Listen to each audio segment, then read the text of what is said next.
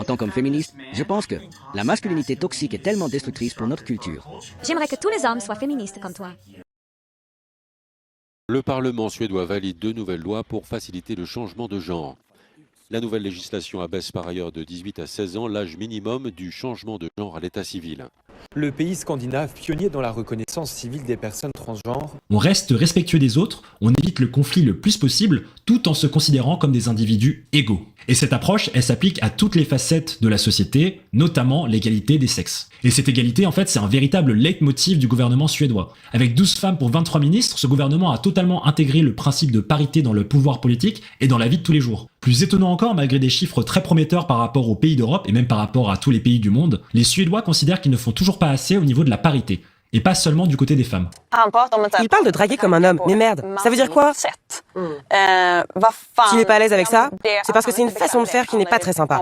Un peu lourde, voire grossière même. Les hommes sont encouragés à participer encore plus à la vie de famille, malgré le fait qu'ils possèdent l'un des congés paternité les plus généreux du monde. Mais le gouvernement s'est rendu compte qu'en moyenne, les hommes prenaient moins de jours que les femmes. En conséquence, le gouvernement suédois est en train de discuter de s'il faut forcer les hommes à prendre plus de jours de congé en cas de naissance. Good question. D'autres choses qui m'ont marqué lorsque j'ai commencé à fréquenter des Scandinaves, c'est que c'est assez mal vu de trop faire le gentleman à l'ancienne. Mais en Scandinavie, le but c'est d'affirmer que les femmes n'ont pas besoin qu'on leur ouvre la porte ou qu'on leur porte leurs courses, parce qu'elles sont bien évidemment capables de le faire elles-mêmes. Et c'est pas moi qui le dis. I think the person who invites you to a date should pay. It depends on who asks out. Like if I ask someone out, maybe then I shouldn't expect the man to pay. Un chèque pour vous, monsieur. Monsieur, n'assumez pas mes pronoms. Comment oses-tu le supposer que parce que je suis un homme, que je vais payer pour tout ce dîner? Les femmes sont pleinement capables de payer elles-mêmes. Tu veux que je partage la facture entre vous deux? Laisse la totalité de la facture, elle paiera pour la totalité, parce qu'elle est une femme indépendante. Waouh, ce mec est tellement déconstruit qu'il me propose de payer là-dessus. Émilie, 33 ans, est une célèbre influenceuse, régulièrement invitée par les médias pour parler d'amour et de sexe. Au programme aujourd'hui, le dernier vibromasseur. Vous pensez que les hommes se sentent menacés par ces jouets? En Suède, c'est le pays qui, depuis un siècle, a fait plus d'efforts pour que les femmes aient les mêmes chances que les hommes. Et c'est le pays où la différenciation des métiers entre sexes est la plus forte. C'est-à-dire que les femmes sont toutes médecins, infirmières, etc. Et les hommes, ils font tous des camions et des voitures rouges, tu vois. En Suède, c'est un changement de cap qui fait débat. En moins d'1 an, le pays scandinave, pionnier dans la reconnaissance civile des personnes transgenres, a entièrement revu le protocole de prise en charge des adolescents trans. Plus de traitements hormonaux pour les mineurs et depuis décembre dernier, plus d'ablation de la poitrine pour les moins de 18 ans. Je pense que savoir que ces traitements ont porté atteinte à de jeunes gens, à des adolescents, a poussé Socialstyrelsen, l'autorité de santé publique en Suède, à attendre qu'une puberté normale se déroule pour voir ce qu'il se passe avant de donner ces traitements. L'autorité de santé publique souligne un manque de recul sur les effets à long terme des médicaments. Elle documente également l'augmentation inexpliquée des diagnostics de dysphorie de genre chez les jeunes, c'est-à-dire de personnes qui expriment un décalage entre leur sexe biologique de naissance et leur identité de genre. Chez les jeunes nés de sexe féminin, ces diagnostics sont en progression de 1500% entre 2008 et 2018. 6 personnes sur 10 vivent seules. Pourquoi les Suédois ont-ils tellement de mal à trouver l'amour? Émilie, qui change de couleur de cheveux au gré de ses apparitions télé, constate surtout que les hommes suédois ne savent plus comment s'y prendre avec les femmes. Elle l'entend tous les jours dans son podcast, qu'elle anime avec sa meilleure amie Mathilda. Qu'est-ce qui ne va pas avec les hommes en Occident? Sérieux? Pourquoi ils sont si morts? Ils sont timides et pas très spontanés. C'est typique des hommes de Stockholm. Certains veulent être de bons féministes. Beaucoup d'hommes ici se revendiquent féministes. Et ils ne veulent pas vous séduire ou faire le premier pas parce qu'ils ont peur que tu puisses mal le prendre ou que tu les traites de connards. Donne-moi ça. Matt, aide-moi.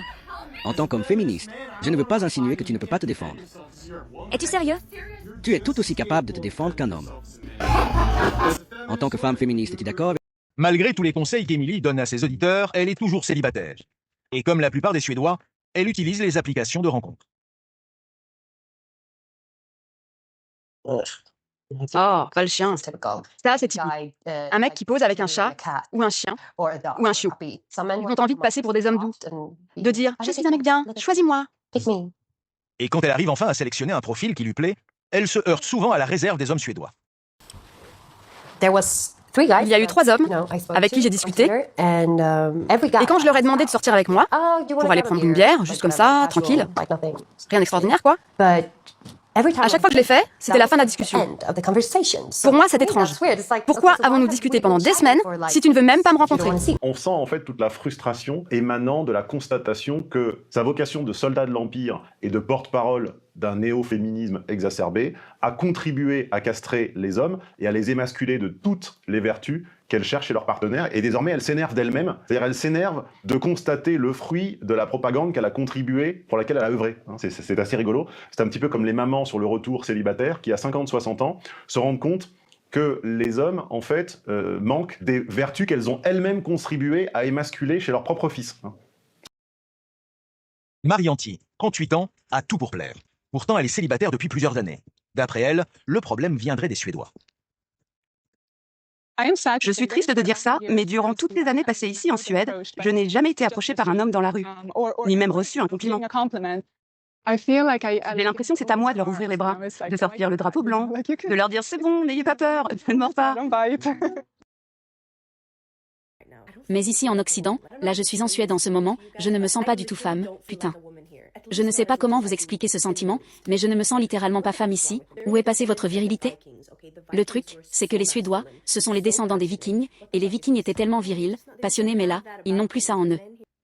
La Suède est pourtant l'un des pays au monde où les applications de rencontres ont le plus de succès. Très actifs derrière leurs écrans, les hommes suédois auraient-ils perdu leur esprit conquérant? Malheureusement célibataire, les hommes sont lâches. Les réseaux sociaux font qu'on a beaucoup de choix, tu as les applications. Donc c'est un peu les trucs Kleenex, tous les soirs tu livres ton pizza, tu fais ton petit Uber et tu fais ton petit appli, voilà, avec une nana qui vient et peut-être pourquoi pas coucher avec toi. Donc pourquoi s'engager, pourquoi chercher l'amour, pourquoi se compliquer la tête? Voilà, je suis plutôt féministe dans l'âme et dans la vie, mais au lit, j'aime bien faire l'amour avec un macho. Comment est-ce possible? Alors Catherine, excusez-moi, non, j'aime beaucoup cette question. But you're not a man, Lester. You're not even half a man. You can't even face me when we're having sex. Now hold on, that is you not facing me. That's so I can picture a real man. En tant qu'homme féministe, en fait, je suis fluide même au sein d'une relation. En tant que femme féministe, tu ne serais pas d'accord avec ça? J'aime ce look. Oh Johnny, attends de l'autre côté du restaurant. Qu'est-ce qui peut pousser certaines femmes à aimer les machos dans la sphère intime, bien sûr, hein, parce qu'un macho dans la vie, c'est insupportable, on est d'accord. Ben écoutez, c'est une nouvelle génération qu'on appelle les papapous ou les nouveaux pères. Vous voyez, je pense que ça se retourne un peu plus à long terme, parce que je pense que dans le ménage, il y a une question de rapport de force. Et lorsque l'homme veut trop renoncer à sa masculinité, eh bien, je pense que les femmes prennent conscience de leur force et que à ce moment-là, c'est bien un rapport de faiblesse au détriment d'hommes qui, à long terme, se retourne contre lui. Et dans les nouvelles générations, que l'on appelle les papapous, les pères, il y a beaucoup de divorces. Il y en a plus que dans les anciennes. Puisque si on prend les statistiques du divorce, vous voyez un accroissement continuel dans les nouvelles générations et non pas dans les anciennes. C'est quoi la masculinité? Eh ben, la masculinité, c'est de rester un homme et de ne pas avoir honte et d'être fier d'être un homme. Et non pas accepter l'abaissement de sa condition d'homme, comme beaucoup de féministes s'amusent à nous faire, alors que les femmes ont des avantages comme les hommes ont aussi des avantages.